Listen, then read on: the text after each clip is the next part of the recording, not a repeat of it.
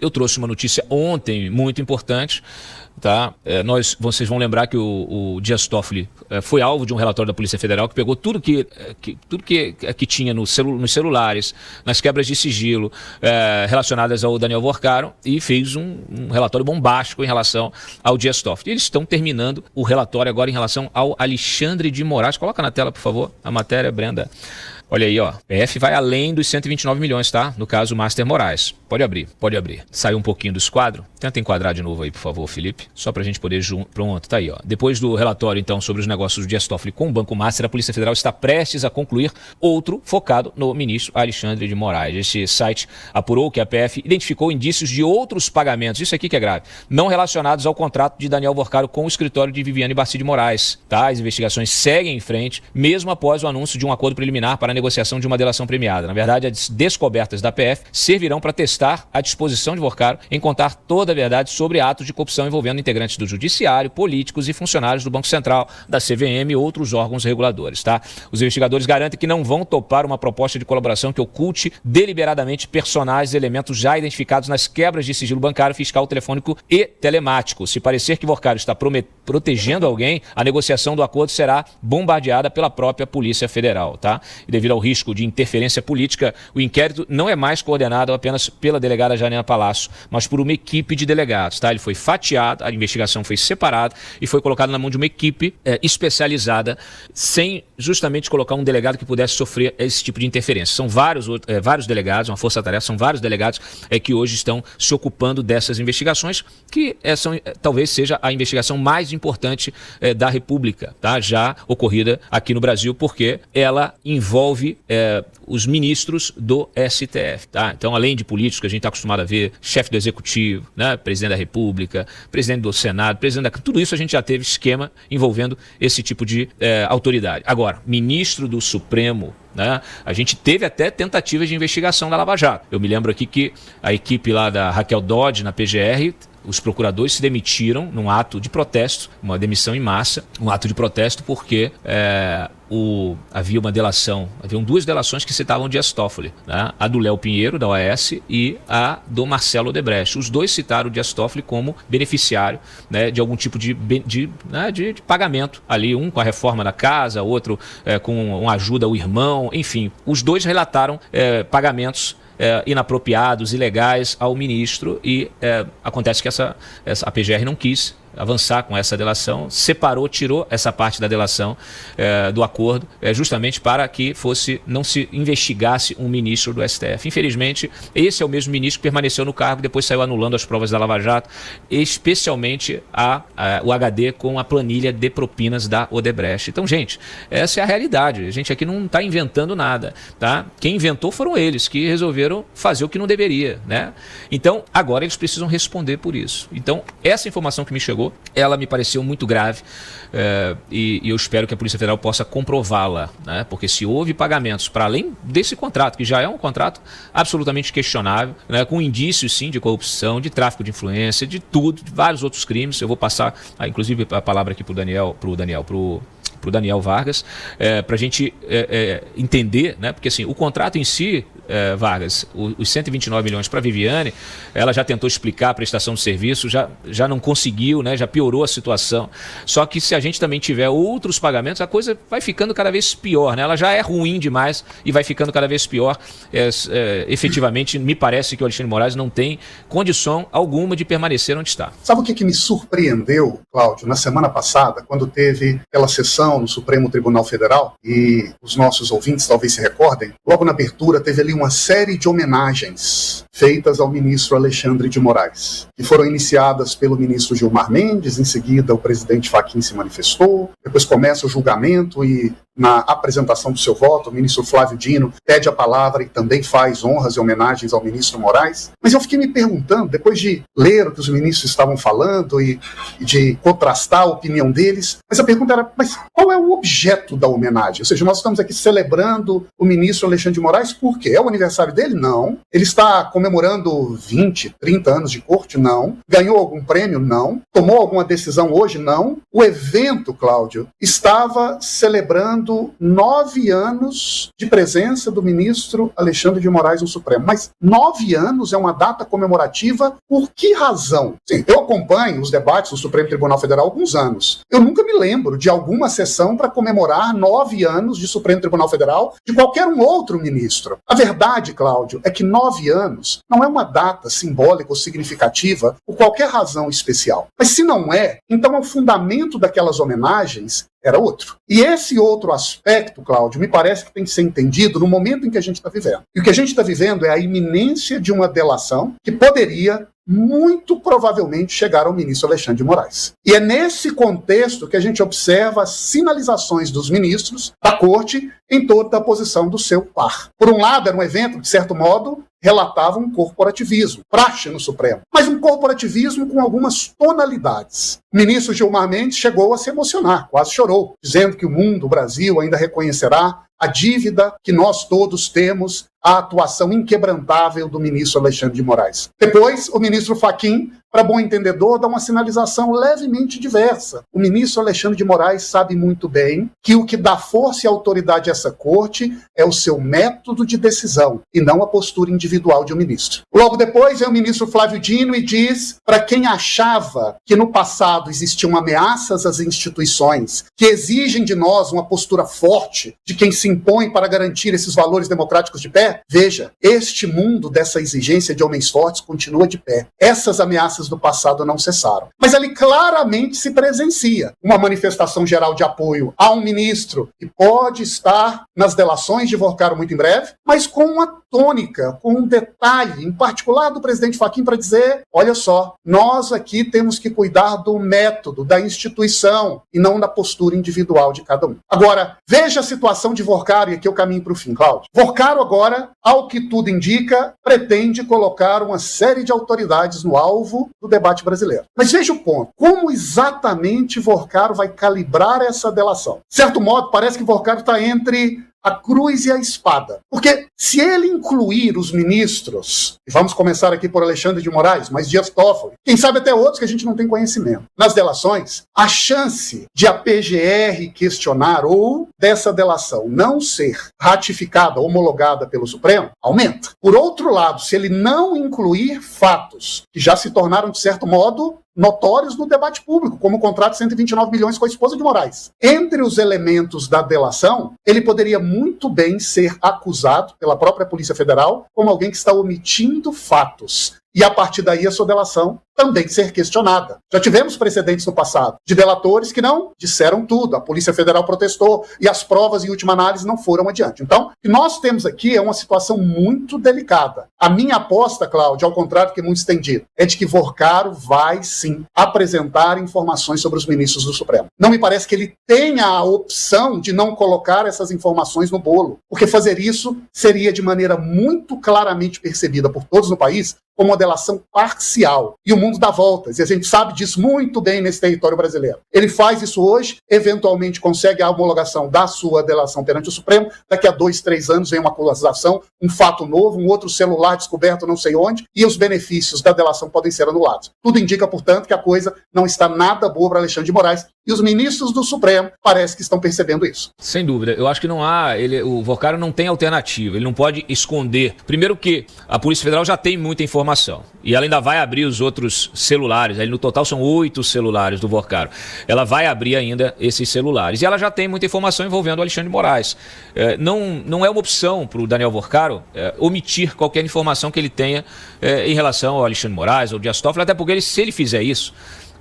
muita gente até publicou aí, boa parte do nosso complexo de mídia, né, industrial de mídia, andou publicando, vai ter operação abafa, vai ter operação abafa. Eu comecei a ligar para minhas fontes e eu ouvi justamente o contrário, não vai ter operação abafa.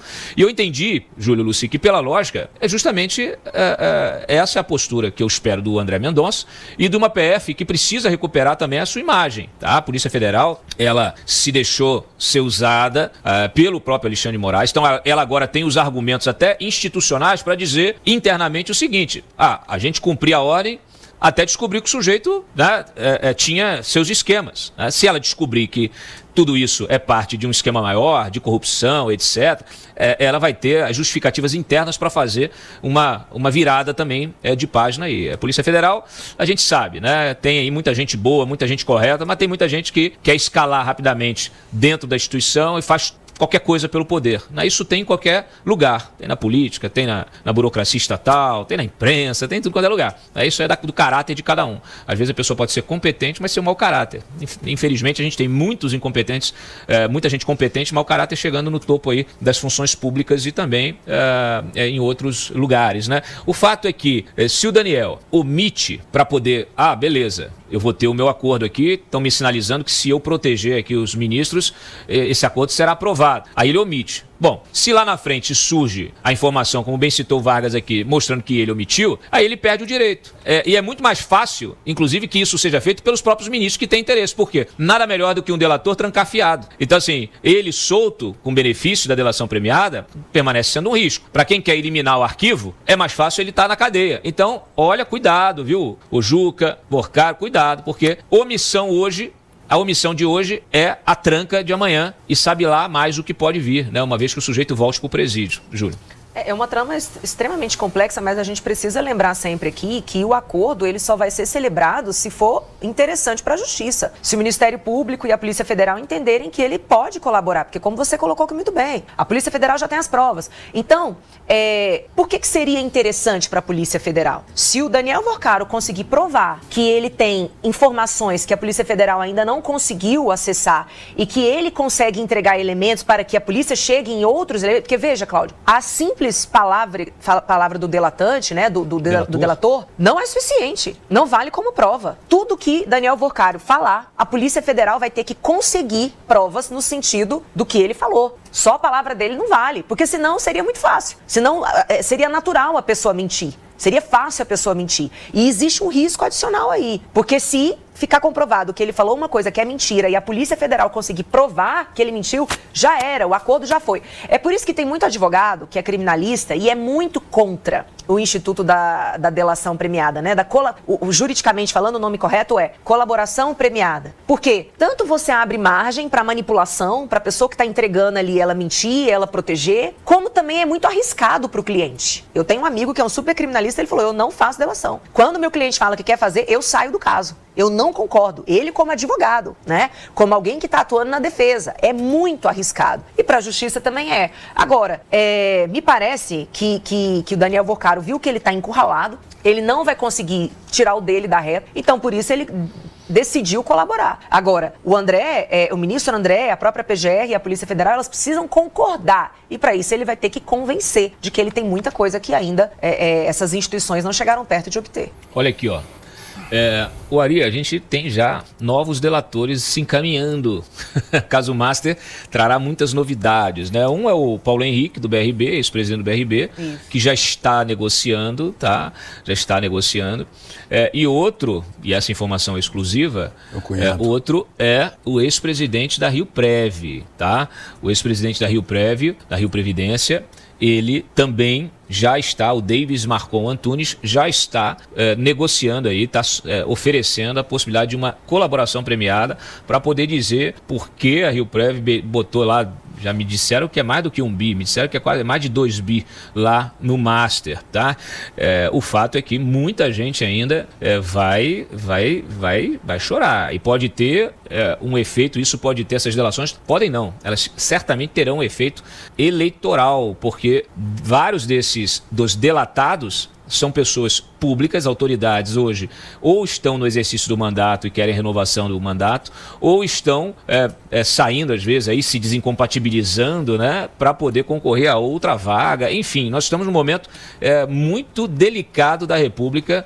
E hoje ouvi mais cedo, porque a delação do Porcaro vai ser rápida para não interferir no processo eleitoral. Isso é uma bobagem absoluta, né? Primeiro que não existe delação acelerada. A delação ela tem um protocolo a seguir. Ele pode ser rápido rápido em apresentar as propostas. Depois tu tem que ser corroborado. As falas, as narrativas, todas têm que ser corroboradas, né? O delator tem que trazer as provas. Depois essas provas têm que ser checadas pela própria Polícia Federal.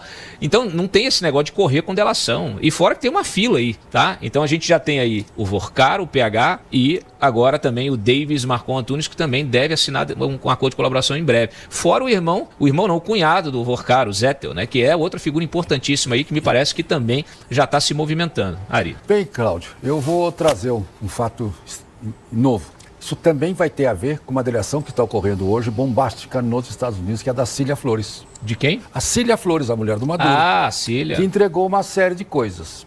Tem que ver, tu colocasses muito bem uma matéria a respeito da interseção, colocação, trabalho do Master junto aos chineses. Tem outros fatos, que é uma pergunta que o André Mendonça está fazendo, que ele está querendo saber, aonde o Vorcaro enfiou 50 bilhões. Não é os 120, 130 do Alexandre, são 50 bilhões. Então, tem que saber o que o Vorcaro vai delatar. Se ele for delatar, particularmente pessoa A, pessoa B, pessoa C, pode ser que interesse. Segundo, ele tem que delatar alguém que esteja acima dele, porque se ele ficar como chefe de quadrilha, a delação dele não vale. Então ele tem esse aspecto jurídico. Então, essa delação do Vorcaro tem muitos aspectos. Por quê? A Cília Flores realmente delatou uma série de interferências e lavagens de dinheiro que ocorreram no Brasil.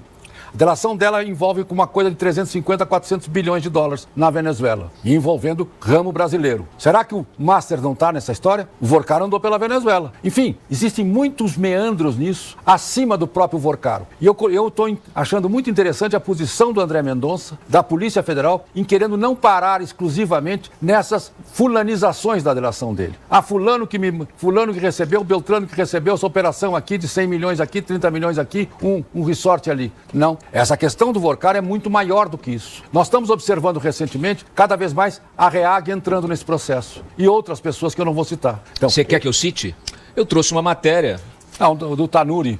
Não, calma, não é o Tanuri. Eu trouxe uma matéria que ontem, na sexta, a gente abordou o tema aqui e eu aprofundei. Eu falei, eu vou aprofundar. Então coloca o link 5 aqui. Porque o Banco Master, como eu antecipei aqui, ele foi o primeiro banco a entrar na guerra do Lula contra o dólar. Olha a gravidade disso. E aí eu trouxe os detalhes disso. Pode abrir lá. Abre lá para a gente fazer o nosso fechamento aqui do programa. Ó. Até ser enquadrado, porque foi, né? O Lula foi enquadrado pelo Donald Trump em outubro de 2025, quando eles se encontraram na Malásia, né? Mas até ser enquadrado, e Lula fazia o quê? Vociferava contra o dólar, dizendo que era preciso criar um sistema alternativo para o comércio internacional sem a moeda americana. O petista promovia o CIPS, tá? Que é o Cross Border Interbank Payment System, infraestrutura de pagamentos em yuan, ou operada pelo Banco Popular da China, tá? Para viabilizar o sistema por aqui, naturalmente, era preciso conseguir a adesão de outras instituições bancárias, tá? No Brasil, o primeiro banco não chinês, tá? Porque já tem um banco aí, o BMO, mas banco não chinês, tá? O primeiro banco a apoiar a iniciativa a pedido do governo Lula foi justamente o Master de Daniel Vorcaro. A adesão foi anunciada pelo próprio banco em 25 de junho do ano passado.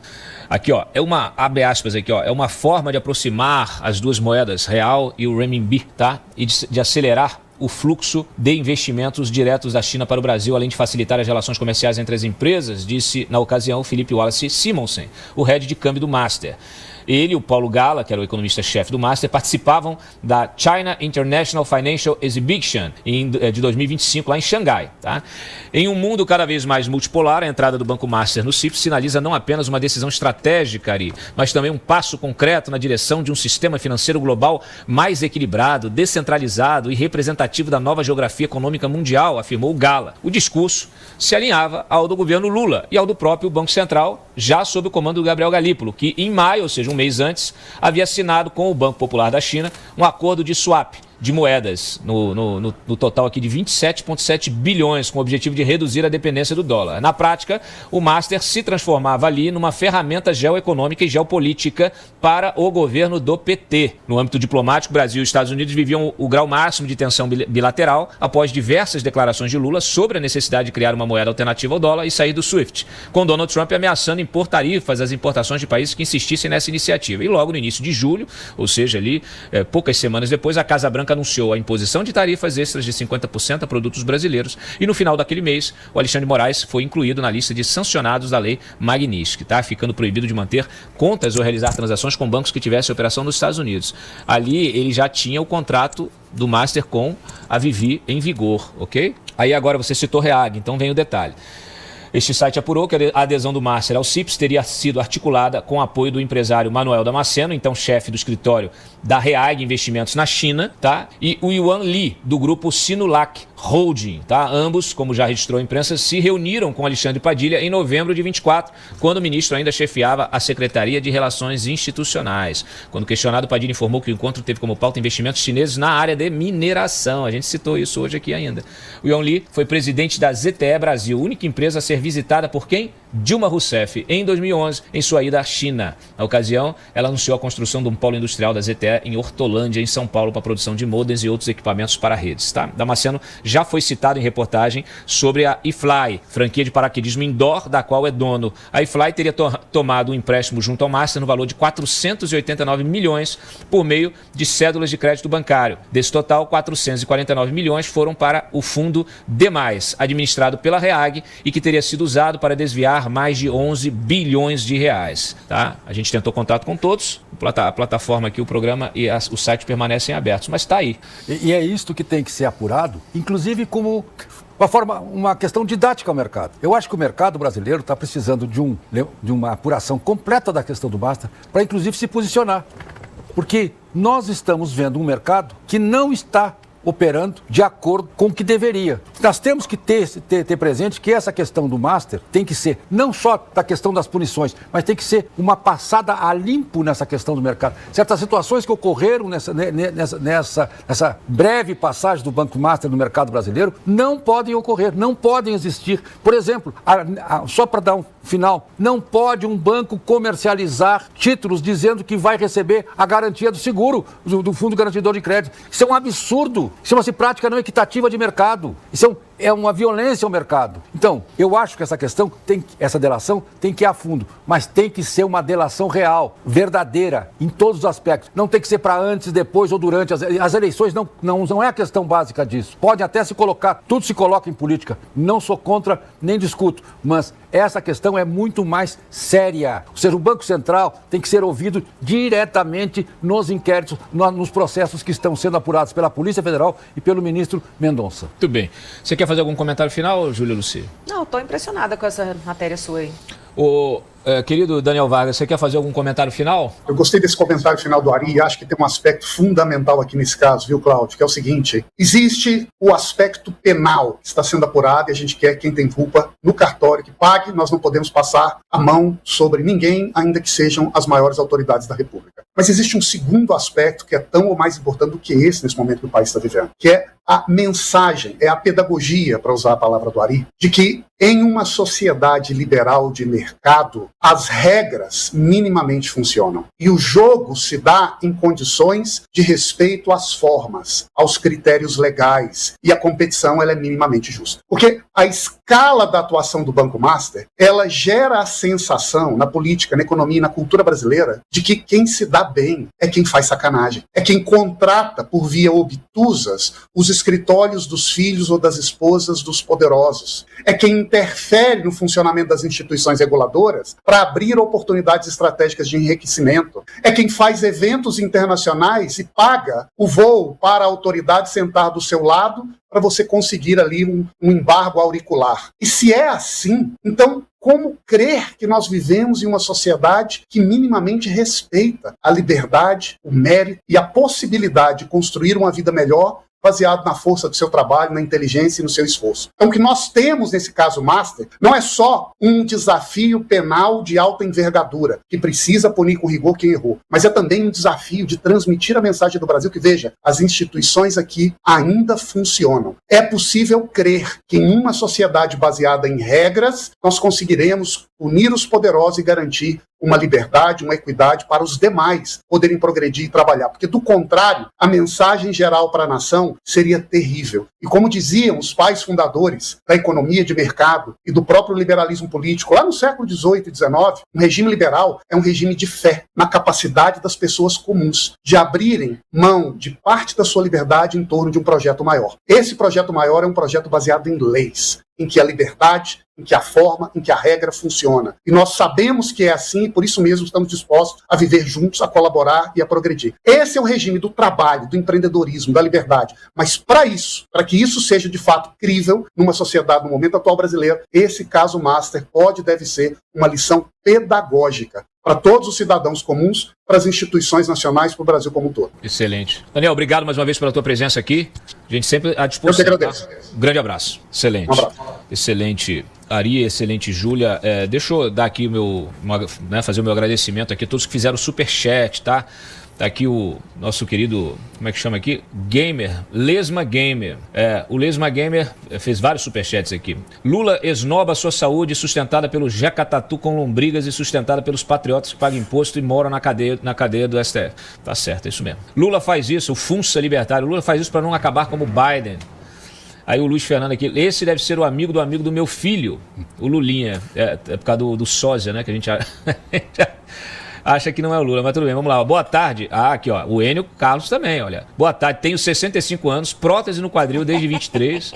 Esse movimento que o suposto Lula faz é proibido para quem faz essa cirurgia. Então tá aqui o depoimento do próprio Enio, tá?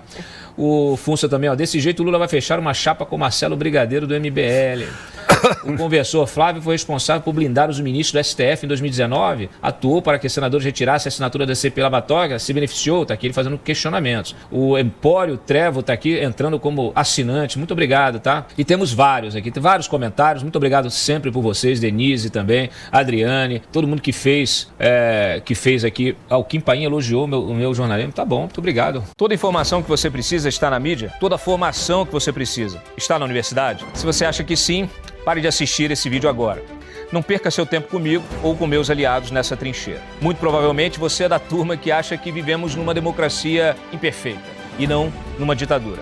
Você, muito provavelmente, se informa pelo Instagram, pelo X ou por sites de fofoca. Eu não quero você aqui. Eu não quero por aqui gente que vota nulo achando que está protestando, mesmo sabendo que a esquerda pode vencer de novo. Eu não quero por aqui quem acredita que há alguma equivalência entre Lula e Jair Bolsonaro. Gente que acredita numa terceira via construída, não nas ruas, mas nos gabinetes de caciques partidários e ministros do Supremo. Você não merece meu tempo e nem o de meus aliados nessa trincheira. Trincheiras existem apenas durante as guerras. E eu, há cerca de 1 ano e meio, resolvi criar um canal que servisse como esse ponto de encontro, como um bunker, para aqueles que já entenderam há muito tempo a dimensão dessa batalha e que não desistem de lutar pelo Brasil, que querem deixar, sim, um país melhor para seus filhos e netos, mas, ao mesmo tempo, já cansaram de ficar apenas reclamando de assistir aos mesmos abusos diariamente. Você que já me acompanha há algum tempo deixou para trás uma massa de analfabetos funcionais e quer agir, mas também sabe que não adianta xingar, ofender ou agredir. Estou aqui para você que sabe que não existem soluções fáceis para problemas complexos e que não se muda um país do dia para a noite e que é preciso ceticismo e fé, resiliência e inteligência. E claro, ninguém faz nada sozinho. Fundei esse canal sobre 3 pilares: informação, formação e mobilização. O primeiro já está pronto. A partir de agora vamos erguer o segundo, com ou sem você. Mas caso você decida participar dessa obra, clique no link que aparece na descrição desse vídeo. Nos veremos em breve.